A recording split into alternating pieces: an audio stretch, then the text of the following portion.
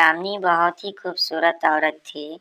उसे अपनी खूबसूरती पर बहुत घमंड था, लेकिन उसकी शादी बहुत ही साधारण दिखने वाले आलोकनाथ से हो गई थी, जिससे वह बिल्कुल भी पसंद नहीं करती थी।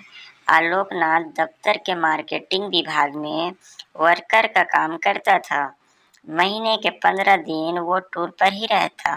तनख्वाह भी ठीक ही थी, लेकिन कामनी की हर दिन नई नई फरमाइशों को पूरा करने के चक्कर में महीने के पहले हफ्ते ही उसकी सारी तनख्वाह खत्म हो जाती थी। एक दिन की बात है, सुबह सुबह का समय था। कामनी बिस्तर पर लेटी हुई थी। तभी आलोकनाथ ने उसे जगाते हुए कहा, क्या बात है कामनी, आज बहुत देर तक सोई हुई हो? कामनी, अरे जिसकी किस्मत ही सो गई हो वो जागकर क्या करे? आलोकनाथ बोले, क्या बात है, आज सुबह सुबह ही ताने? कामनी, तो क्या चाहते हैं आप? सुबह सुबह आपकी आरती उतारना शुरू कर दूं या पैर दबाऊं? आलोकनाथ समझ गया कि कामनी को कोई चीज चाहिए, क्योंकि जब भी उसे कोई चीज चाहिए होती थी वो इसी तरह का नाटक करने लगती थी। आलोकनाथ, अरे क्या चाहिए तुम्हें, बोलो ना। कामनी, हाँ हाँ बोल तो ऐसे रहे हो जैसे चांद तारे लेकर आ जाओगे मेरे लिए। कितनों दिनों से आपको सोने की रिंग के लिए बोल रही हूँ, लेकिन तुम तो एक कान से सुनकर दूसरे कान से निकाल देते हो। आलोकनाथ, अब जिंदगी जितनी हैसियत है मेरी उतना ही तो कर पाऊंगा मैं, और अभी मेरा हाथ तंग है, 2-3 महीने रुक जाओ न, फिर दिला दूंगा मैं। कामनी, तो फिर मुझसे पूछते क्यों हो कि क्या चाहिए? चाहिए अपना काम करिए, मेरे सिर में बहुत दर्द है। आलोकनाथ क्या करता, किसी तरह कर्ज लेकर कामनी के लिए रिंग ले आया, लेकिन कामनी बहुत ही लालची औरत थी। उसे हमेशा कुछ नया चाहिए होता था। इसी बीच कामनी के पड़ोस में एक नया शादीशुदा जोड़ा अमन और सुप्रिया रहने के लिए आए। जब अपनी बड़ी सी कार में से अमन और सुप्रिया उतरे तो कामनी अपनी बालकनी से उन्हें घूरते हुए सोचने लगी। कामनी मन में, वाह कितना हैंडसम लड़का है, क्या मस्त कपल है दोनों, काफी अमीर भी लग रहे हैं दोनों, कितनी महंगी कार है इनकी, और एक मेरे पति है, न शक्ल अच्छी है और न ही कमाई। कामनी को जब पता लगा कि ये जोड़ा बिल्कुल उनके बगल में रहने के लिए आया है, तो वो उनसे दोस्ती करने के लिए मचल उठी। खास तौर पर अमन से उसकी दोस्ती करने की बहुत इच्छा थी। एक दिन वो उनके घर गई। उसने दरवाजा खटखटाया। दरवाजा अमन ने ही खोला। सामने अमन को देखकर वो उस पर और भी लट्टू हो गई। कामनी जी, वो मैं आपके पड़ोस में रहती हूँ, थोड़ी चीनी चाहिए थी मुझे। अमन जी, अभी देता हूँ। अमन, सुप्रिया सुप्रिया, जरा कटोरी में चीनी तो ले आना। सुप्रिया चीनी लेकर आ गई। अमन ने उसे कामनी को देने को कहा। इस बीच कामनी की नजर अमन के घर पर थी। काफी महंगी और एंटीक चीजों से सजा हुआ था उनका घर। जब सुप्रिया ने कामनी को चीनी की कटोरी दी तो उसकी नजर सुप्रिया के गले में पहने नेकलेस पर गई। उसने अंदाजा लगाया कि यह डायमंड का ही होगा। सुप्रिया और अमन दोनों ने कामनी को घर के अंदर जाने को कहा तो उसने कहा कि फिर किसी दिन। कामनी जब चीनी की कटोरी लेकर अपने घर गई तो आलोकनाथ की नज़र उस पर गई। आलोकनाथ, अरे घर घर में तो इतनी सारी चीनी पड़ी है, फिर तुम पड़ोस से मांगकर क्यों ले आई? कामनी, ये बात आपकी समझ में आ जाती तो आप अपने ऑफिस में वर्कर नहीं होते। धीरे धीरे कामनी अमन और सुप्रिया से दोस्ती बढ़ाने लगी। जल्दी हो उनका विश्वास जीतने में कामयाब हो गई। कभी कभी सुप्रिया किसी काम से बाहर गई होती तो वो सुप्रिया की गैरहाजिरी में भी अमन के पास चली जाती और उससे घंटों बातें करती। अमन हंसते हुए, अरे बस करिए भाभी, आप तो हंसा हंसा कर सान ही ले लेगी। कामनी, अरे ऐसा मत कीजिए। अमन, आपकी जान हमारे लिए बहुत कीमती है, हम तो आपके लिए अपनी जान भी दे सकते हैं, एक बार बोलिए तो। अमन, ये आप क्या कह रही हैं? कामनी बोली, आप तो सीरियस ही हो गए, अब आपकी भाभी को आपसे मजाक करने का भी अधिकार नहीं है क्या? इनडायरेक्टली वो अमन को कई तरह के इशारे भी करती और उसे अपने झूठे प्रेम जाल में फंसाने की कोशिश भी करती, क्योंकि उसे पता था कि अमन बहुत ही अमीर है और वह उसकी सारी ख्वाहिशों को पूरा कर सकता है। लेकिन अमन अपनी पत्नी से बहुत प्यार करता था, इसलिए वो कामनी की इन हरकतों का कोई जवाब नहीं देता था।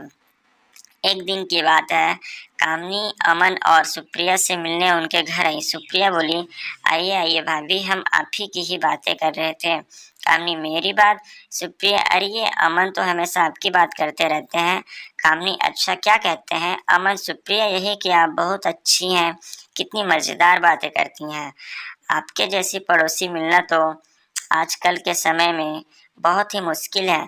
सुप्रिया के मुंह से अपने लिए अच्छी अच्छी बातें सुनकर कामनी मन ही मन बहुत खुश हो रही थी और उसे लग रहा था कि एक न एक दिन तीर निशाने पर लग ही जाएगा।